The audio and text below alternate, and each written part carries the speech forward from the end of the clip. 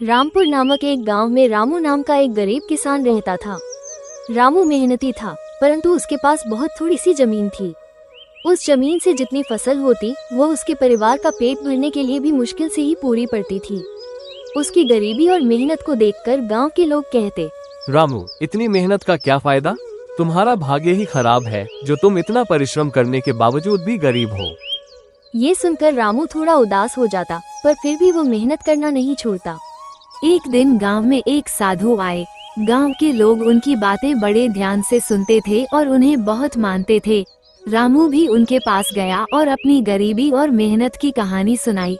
साधु ने उसे ध्यान से सुना और फिर कहा, तुम्हारी मेहनत जरूर रंग लाएगी बेटा, बस धैर्य रखो और अपनी मेहनत को बढ़ाते रहो। कभी कभी हमारी मेहनत के फल का समय आना थोड़ा देर से होता है, परंतु मेहनत का फल निश्चित रूप से मिलता है।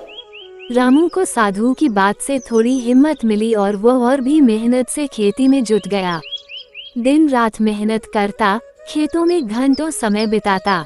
समय बीतता गया, लेकिन रामू की स्थिति में कोई खास बदलाव नहीं आया। फिर भी रामू ने अपने परिश्रम को कभी कम नहीं होने दिया। एक दिन जब रामू अपने खेत में हल चला रहा था, तभी अचानक हल किसी कठोर चीज से टकराया।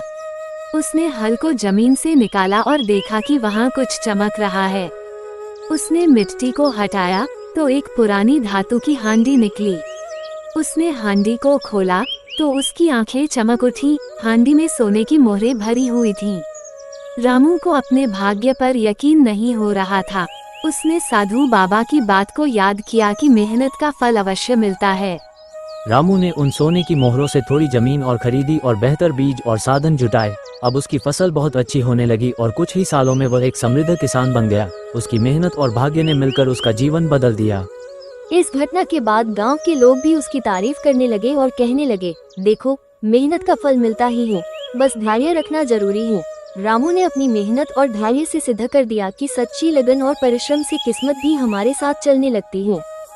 अगर आप सारे लोग इसी तरह का वीडियो देखना चाहते हैं तो मेरा चैनल को सब्सक्राइब और शेयर करना ना भूलें।